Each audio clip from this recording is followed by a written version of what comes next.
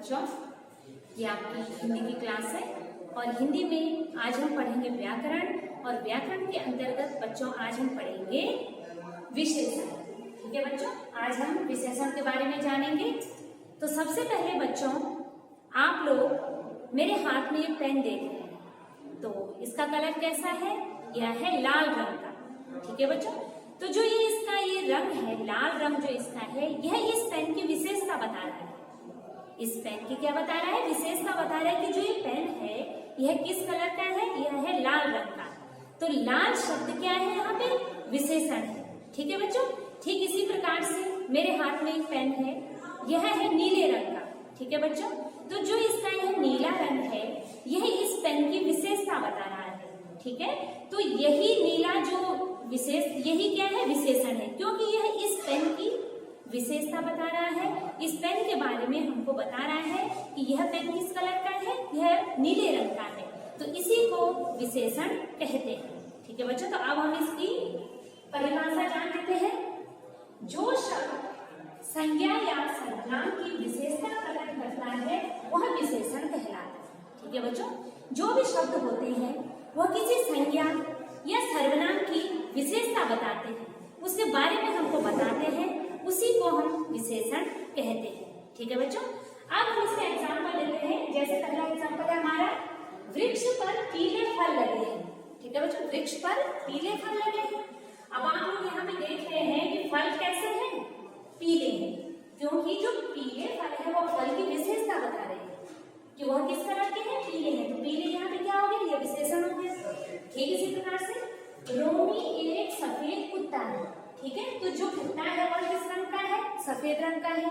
कुत्ते की विशेषता हमको बता रहे हैं कि वह किस रंग का है? वह सफेद रंग का। तो सफेद यहाँ पे क्या है? यह विशेषण है। आप लोगों को समझ में आ गया बच्चों?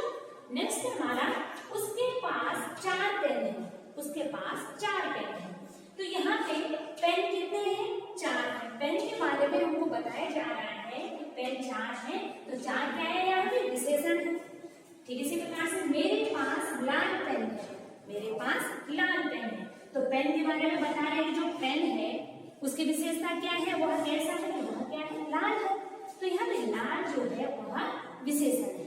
ठीक है बच्चों, तो इससे स्पष्ट होता है कि जो शब्द किसी संज्ञा या सर्वनाम की विशेषता बताते हैं, उसके बारे में हमको जानकारी देते हैं, उसकी विशेषता बताते हैं, उन्हीं को हम विशेषण कहते हैं। अब आता है बच्चों हमारा विशेषण के विशेषण कितने प्रकार के होते हैं? तो विशेषण जो होते हैं बच्चों, यह मुख्यतया 4 प्रकार के होते हैं। मुख्यतया कितने प्रकार के होते हैं? 4 प्रकार के होते हैं। गुणवाचक विशेषण, परिमाणवाचक विशेषण, इसमें संख्यावाचक विशेषण होता है और सार्वनामिक विशेषण होता है। तो सबसे पहले हम यहाँ पे गुणवाचक विशेषण को लेते हैं। जैसे कि बच्चों इसके नाम से पता चल रहा है, यह किसी चीज के गुण के बारे में हमको बताना है। तो यहाँ पे जो शब्द किसी संज्ञा या सर्वनाम के, उसमें गुण भी हो सकते हैं और दोष भी हो सकते हैं। दोनों चीजें होंगी बच्चों, आप इसमें ध्यान दीजिए कि गुणवाचक विशेषण में जो शब्द किसी संज्ञा या सर्वनाम के गुण, दोष आदि का बोध कराते हैं उनको हम गुणवाचक विशेषण कहते हैं। ठीक है बच्चों, अब यहाँ पे हम एग्जाम्पल लेते हैं। जैसे पहला है, यह इमारत ऊंची है। यह इमारत कैसी है? ऊंची। तो यहाँ पे इसकी विशेषता बता रहे हैं, इसका एक गुण है कि यह कैसी? यह ऊंची है। तो यह क्या है? गुणवाचक विशेषण है। ठीक उसी प्रकार से गांधी जी एक महान व्यक्ति थे। गांधी जी एक कैसे व्यक्ति थे? महान व्यक्ति थे। तो यहाँ पे जो महान है हमारा, यह क्या है? गुणवाचक विशेषण है। यह जो गांधी जी के बारे में बता रहा है कि वह कैसे कैसे व्यक्तित्व थे, उनका व्यक्तित्व कैसा था? महान था। वो महान थे, तो उनके गुण के बारे में यहाँ पे बताया जा रहा है, तो इससे यह गुणवाचक विशेषण है। ठीक है बच्चों, ठीक इसी प्रकार से यह लाल गुलाब, यह लाल गुलाब, गुलाब के बारे में उसकी विशेषता बताया कि यह किस रंग का है? लाल रंग का है। उसका गुण है कि वह लाल रंग का है, तो यह क्या है? गुणवाचक विशेषण है। नेक्स्ट आता है हमारा परिमाणवाचक विशेषण। ठीक है बच्चों, सबसे पहले बच्चों आप लोग जानेंगे कि परिमाण क्या चीज है। परिमाण होता है बच्चों, किसी चीज को हम जब नापते हैं या तोलते हैं, उसके आधार पर हम उसके बारे में जानते हैं, तो उसी को परिमाण कहते हैं। यानी कि परिमाणवाचक जो विशेषण होगा उसमें जो शब्द संज्ञा शब्दों की परिमाण संबंधी विशेषता के बारे में हमको बताते हैं वे ही परिमाणवाचक विशेषण कहलाते हैं। ठीक है बच्चों, उनके परिमाण के बारे में हमको बताते हैं कि उनकी मात्रा कितनी है, उसको हम नाप के या तोल के उसके बारे में जान सकते हैं, तो उसी को परिमाणवाचक विशेषण कहते हैं। तो बच्चों इसमें जो परिमाणवाचक विशेषण जो हमारा होता है यह भी दो प्रकार का होता है। कितने प्रकार का होता है? दो प्रकार का होता है। इसमें है निश्चित परिमाणवाचक विशेषण और दूसरा है अनिश्चित परिमाणवाचक विशेषण। ठीक है बच्चों, तो जो निश्चित परिमाणवाचक जो विशेषण है बच्चों, इसमें आएगा हमारा जैसे 4 किलो। ठीक है बच्चों, 4 किलो कोई भी चीज जब हम खरीदते हैं, जैसे 4 किलो आटा, 5 किलो चीनी, 2 किलो दाल, तो परिमाण में हम नापते हैं, उसको परिमाण में हम उसके बारे में जानते हैं कि उसकी मात्रा कितनी किलो में हम उसको देख रहे हैं। तो यह निश्चित परिमाणवाचक विशेषण होता है। 4 किलो, 5 किलो, है ना बच्चों। तो इसमें उसका जो है जो परिमाण है उसको हम नाप के पता चल रहा है, किलो में उसका परिमाण के बारे में हम जान पा रहे हैं, तो इसी को हम निश्चित परिमाणवाचक विशेषण कहते हैं। नेक्स्ट आता है हमारा अनिश्चित परिमाणवाचक विशेषण। किसी चीज को जब उसके बारे में हम निश्चित नहीं होते, उसके परिमाण के बारे में उसको हमें परफेक्ट एक जानकारी नहीं होती है कि इसकी मात्रा कितनी है। ठीक है, तो उसी को हम क्या कहते हैं? अनिश्चित परिमाणवाचक कहते हैं। जैसे मैंने कहा थोड़े चावल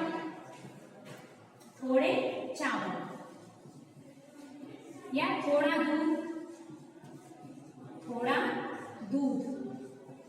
तो बच्चों यहाँ पे आप देखते हैं कि थोड़े चावल में हमको इसकी मात्रा के बारे में पता नहीं है, उसका निश्चित परिमाण हमारे सामने नहीं है, तो हमने ये शब्द यूज किया है थोड़े चावल। ठीक है बच्चों, तो ये अनिश्चित परिमाणवाचक है। यहाँ पे थोड़ा दूध, अब कितना दूध है? 1 लीटर है, 2 लीटर है, उसके बारे में निश्चित जानकारी हमें नहीं है, तो ये क्या हो गया हमारा? अनिश्चित परिमाणवाचक विशेषण हो गया, क्योंकि इसके बारे में हमको जो उसकी मात्रा है, जो उसका नाप या तोल है, उसके बारे में हमको निश्चित नहीं है, हम लोग उसके बारे में हमको पता नहीं चल पा रहा है, तो इसको हम अनिश्चित परिमाणवाचक विशेषण कहते हैं।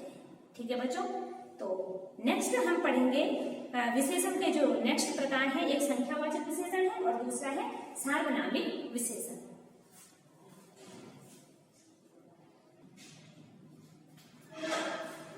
तो बच्चों अब हम विशेषण के जो 2 प्रकार और हैं उनके बारे में अब हम जानते हैं।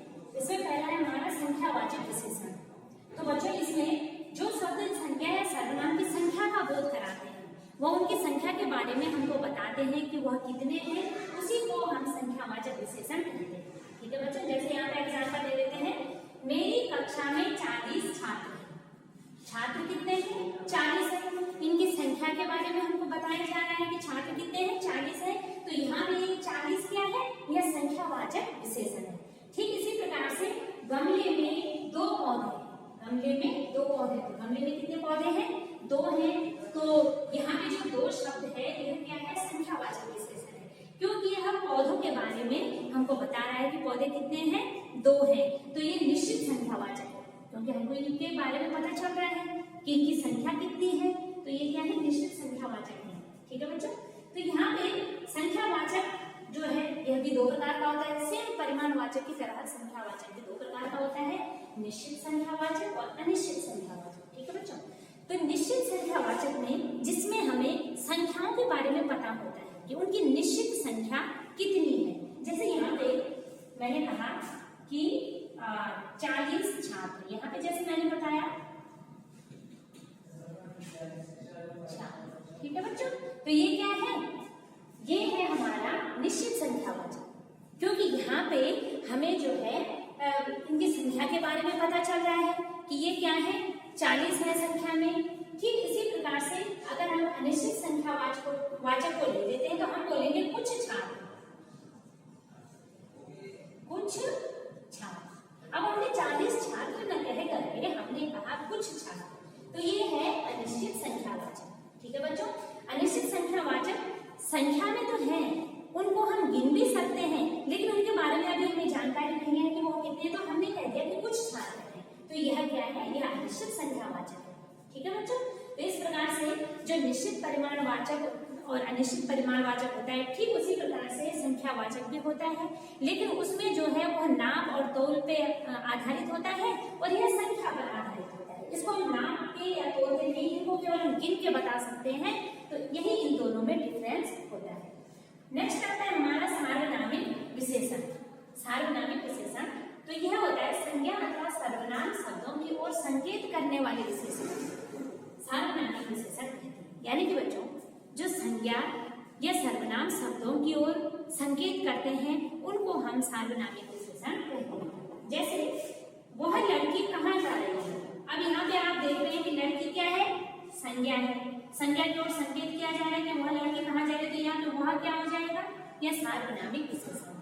ठीक है बच्चों, ठीक इसी प्रकार से यह लड़का क्यों बैठा है, यह लड़का क्यों बैठा है, तो यह क्या है यहाँ पे, यह सार्वनामिक विशेषण है क्योंकि यह संज्ञा से पहले प्रयुक्त हुआ और यह लड़के की तरफ संकेत कर रहा है, तो यह क्या है यहाँ पे, यह सार्वनामिक विशेषण है। तो बच्चों सर्वनाम और सार्वनामिक विशेषण में ये बात याद रखने वाली होती है कि सर्वनाम जैसे कि आप लोग जानते हैं कि संज्ञा शब्दों की जगह में प्रयोग किए जाने वाले शब्दों को हम सर्वनाम कहते हैं, लेकिन बच्चों जो सार्वनामिक विशेषण होता है यह संज्ञा से पहले प्रयुक्त होता है, इसके साथ संज्ञा भी होती है और उसके पहले प्रयुक्त होकर के संज्ञा की तरफ ये संकेत करते हैं, उन्हीं को हम सार्वनामिक विशेषण कहते हैं।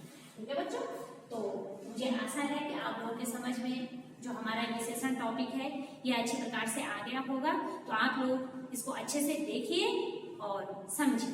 ठीक है बच्चों, ओके, थैंक यू।